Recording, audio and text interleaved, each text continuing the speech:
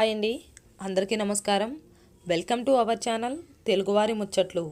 ఈరోజు మనం చెప్పుకోబోయే కథ పేరు అజమాయిషి. రచయిత గంగాధర్ వడ్ల మన్నలి గారు.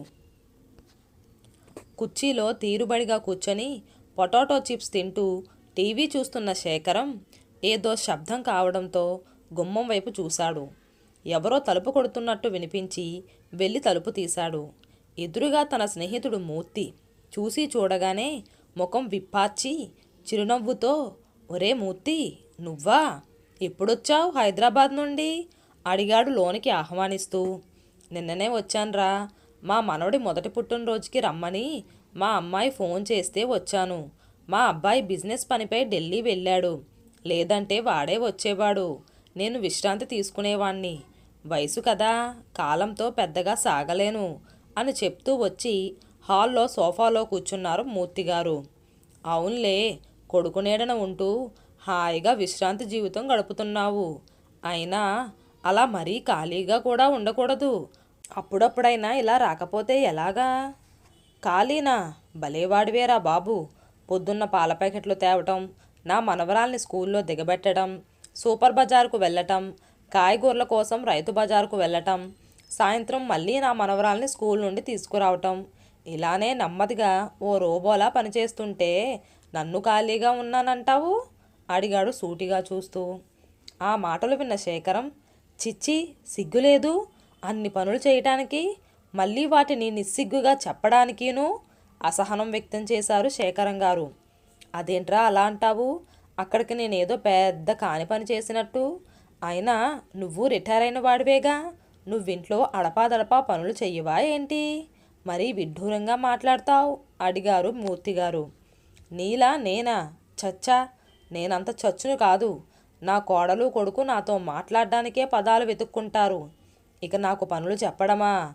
అది వారి దృష్టిలో పెద్ద సాహసం. అంత భయం, భక్తి, గౌరవం నేనంటే. నీకోటి చెప్పనా? మనం రిటైర్ అయిపోయాకే మరింత జాగ్రత్తగా వ్యవహరించాలి. ఎందుకంటే రిటైర్ అయిపోయాడు కదా అనే చులకన భావంతో మనల్ని పూచిక పొలలా తీసి పారేయగలరు.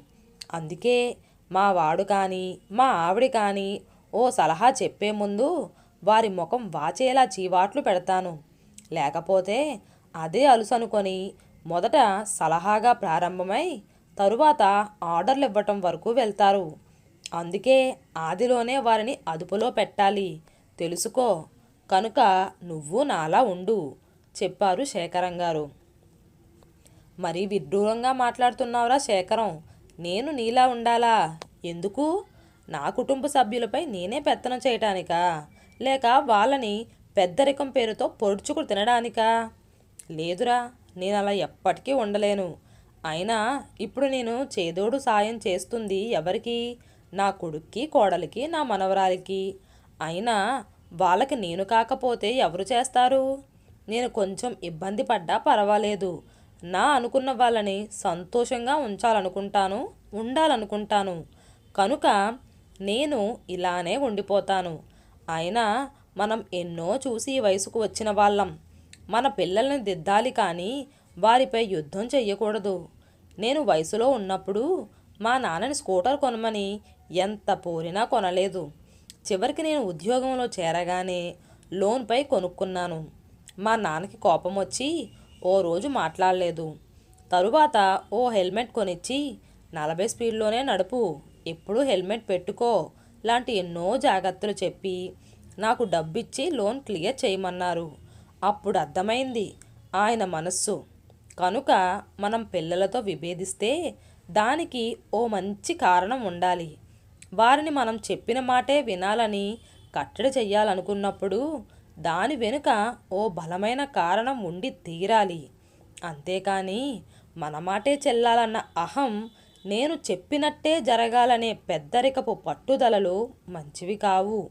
ఓర్పు కావాలి శేఖరం. అప్పుడే బంధాలు బలపడతాయి. లేకపోతే బరువైపోతాయి. మన నుండి పారిపోవాలనిపిస్తుంది.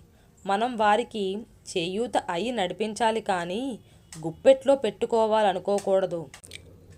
మనం కూడా ఆ వయసులో ఇంచుమించు అలానే ఉండేవాళ్ళం కదా. కనుక అజమాయిషీ వద్దురా చెప్పారు మూర్తిగారు. నీకింకా చాదస్తం పోలేదురా, అందుకే ఇలా మాట్లాడుతున్నావు. నేను ఎంత అజమాయిషీ చేసినా నా కొడుకు నా కొడుకే, నేనంటే అదే ప్రేమ. లేదంటే నన్ను వదిలి బెంగళూరు వెళ్ళటానికి తెగ ఇదైపోయాడు. కోడలైతే మరీను. ఇక మా ఆవిడ నేను రిటైర్ అయ్యాక జీతం తగ్గుతుంది కనుక, మీరు ఇన్నాళ్ళు కష్టపడ్డారు కనుక నేను ఉద్యోగం చేస్తా అని ఓ పత్రికలో ఎడిటర్గా పనిచేస్తుంది. నేను వారిపై అజమాయిషీ చేసినా వారు దాన్ని క్రమశిక్షణ అనే అనుకుంటారు. అది మా మధ్య అనుబంధం. అయినా నీ కోడలు కొడుకు నిన్నో రోబోలా చూస్తున్నారని నా నమ్మకం. నువ్వు లేకపోతే ఎలా ఉన్నావు అని కనీసం ఆలోచించరు అని నా విశ్వాసం అని చెప్పాడు తేలికగా. సర్లే శేఖరం, నేను నా ధర్మం నేను నిర్వర్తిస్తున్నాను. చేసిన దానికి ప్రతిఫలం ఆశించను. వారికి ఏది నచ్చితే అదే నాకు నచ్చుతుంది. కారణం వారు బాధపడకూడదు. కానీ జాగ్రత్తలు చెబుతాను. శృతి మించినంత వరకు నా కుటుంబ సభ్యులతో నేను ఓ స్నేహితుణ్ణి. ఏమైనా నువ్వు కొంత కఠినంగా ఉన్నా నీ కుటుంబ సభ్యులు ఓపిగ్గా ఉండటం ఇక్కడ మంచి విషయం. సరే కానీ చెల్లెమ్మతో మాట్లాడి చాలా రోజులైంది. ఉండు, ఓసారి ఫోన్ చేస్తాను అంటూ శేఖరం భార్యకి కాల్ చేసి స్పీకర్ ఆన్ చేశాడు. మూడో రింగ్కి ఫోన్ లిఫ్ట్ చేసింది శేఖరం భార్య లక్ష్మమ్మ. చెల్లెమ్మ, ఎలా ఉన్నావు? ఏముండటంలే అన్నయ్య, అలాగే అని చెప్పిందామె నీరసంగా.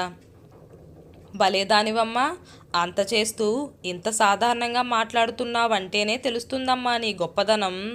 లేదంటే భర్త రిటైర్ అయిన తరువాత అతని పెన్షన్ మరియు అవసరాల గురించి ఇలా నువ్వు ఈ వయసులో ఉద్యోగానికి వెళ్తున్నావు. భలేవాడివే అన్నయ్య, నీకు అలా అర్థమైందా? ఆయన ఉద్యోగం చేస్తూ ఆ మాత్రం సమయం ఇంట్లో ఉంటేనే ఆయన అజమాయిషీతో నన్ను కబడ్డీ ఆడేవారు. అలాంటిది ఇప్పుడు ఆయన రిటైర్ అయ్యారు. రోజంతా ఇంట్లో ఉంటే నన్ను చెడుగుడు ఆడేస్తారు. అందుకే ఆయనకి ఆ మాట ఈ మాట చెప్పి ఇలా ఉద్యోగం చేస్తూ కొంత మనశ్శాంతిగా ఉంటున్నాను. ఈయన అజమాయిషీ భరించలేక కొడుకు కోడలు బలవంతపు ట్రాన్స్ఫర్ పెట్టుకొని బెంగళూరు పారిపోయారు. వాళ్ళున్నన్నాళ్ళు వారిపై అన్నింటికీ ఆంక్షలే. ఆఖరికి కొడుకు ఆఫీసు నుండి ఆలస్యంగా వచ్చినా, కోడలు పొద్దున్నే నిద్రలేకపోయినా, అతిథులకి టీ ఆలస్యంగా తెచ్చినా చెడామడా తిట్లు.